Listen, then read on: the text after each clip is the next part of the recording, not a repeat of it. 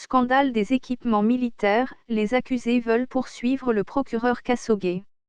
Le poursuivant, dans le scandale de surfacturation des fournitures et équipements militaires, sera-t-il bientôt le poursuivi?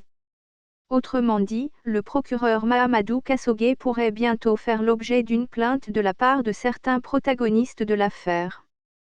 Certaines informations tendent à l'assurer et, visiblement, on s'achemine vers un spectaculaire retournement de situation dans ce qu'on a appelé « l'affaire des équipements militaires ». Selon un confrère de la place, on apprend que la chambre criminelle de la Cour suprême a rendu, ce 15 mars 2021 dernier, un arrêt qui casse et annule toutes les poursuites engagées jusque-là dans l'affaire, et mieux, qu'il n'y a même plus matière à renvoi. Bien qu'ayant déjà été retorqué devant la chambre d'accusation le 21 avril 2020, qui lui avait arraché de ses griffes l'ancien ministre Mahamadou Camara qu'il avait jeté en prison, le procureur Mahamadou Khashoggi de la commune 3 n'avait pas dit son dernier mot. Le jeune parquetier du pôle économique escomptait bien épingler les trophées des protagonistes à son tableau de chasse, en l'occurrence d'anciens ministres et éminents hommes d'affaires, tout de l'entourage immédiat de l'ancien président Ibrahim Boubacar Keïta. Mais fort du nouvel arrêt de ce 15 mars, les personnalités mises en cause n'écarteraient pas l'éventualité d'engager des poursuites contre Mahamadou Khashoggi.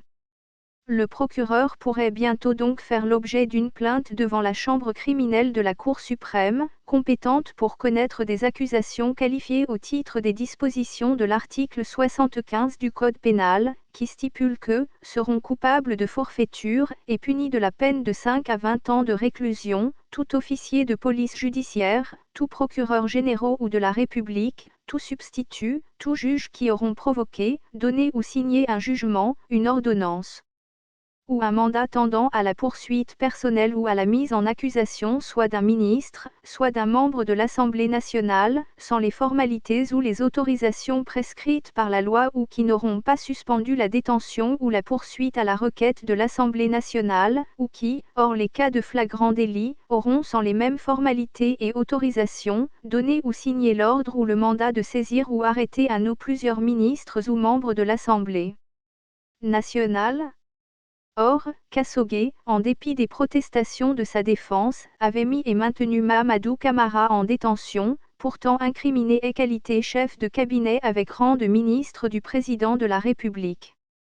À l'époque de l'affaire, le procureur Khashoggi avait publié un communiqué, en date du 27 mars 2020, dans lequel il expliquait avoir engagé des poursuites pour des faits de faux en écriture, usage de faux et autres malversations de ces faits, de complicité d'atteinte au bien public par usage de faux et autres malversations et de complicité de favoritisme, contre les nommés Sidi Mohamed Kanyassi, Amadou Kouma, Nouhoum Kouma, Soumaïla Diaby, Mahamadou Camara et Marc Gafajoli.